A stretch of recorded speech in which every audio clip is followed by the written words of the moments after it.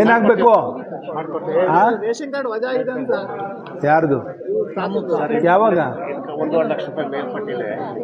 ಎಷ್ಟಿದೆ? ಫುಡ್ನವ್ರು ಯಾರು ಮಾಡಿದ್ರ? ಕಾರ್ಡಲ್ಲಿ ಐತಲ್ಪ, ಕಾರ್ಡಲ್ಲಿ ಹೆಸರು ಐತಲ್ರಿ, ಇದ್ರ ಮತ್ತೆ ಅದೇ ಆಧಾರ್ ಕಾರ್ಡ್ ಹೊಡೆದ್ರು ಎಲ್ಲಾರ್ದು ಇತಿಹಾಸ ಬರುತ್ತೆ. ನೀನು ಅವ್ನು ಬೇರ್ಪಡಿಸಿ ಹೊಸ ಅರ್ಜಿ ಹಾಕ್ಬೇಕು.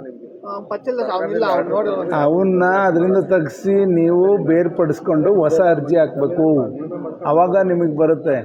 ಇಲ್ಲಾಂದ್ರೆ ಅವನದೇನಾಗುತ್ತೆ, 1,20,000 ಹೆಚ್ಚು ಒಂದು ಸಂಬಳ ಇದೆ ಅಂತಂದ್ಬಿಟ್ಟು ಕ್ಯಾನ್ಸಲ್ ಮಾಡ್ತಾರೆ ಅಲ್ವಾ ಸರ್?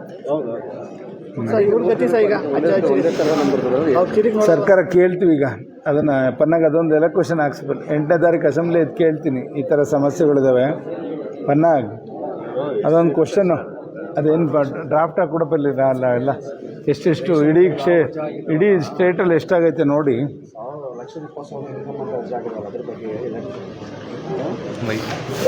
ಖುಷಿ ಆಯ್ತಾ? ಅವಳು ಅಕ್ಕ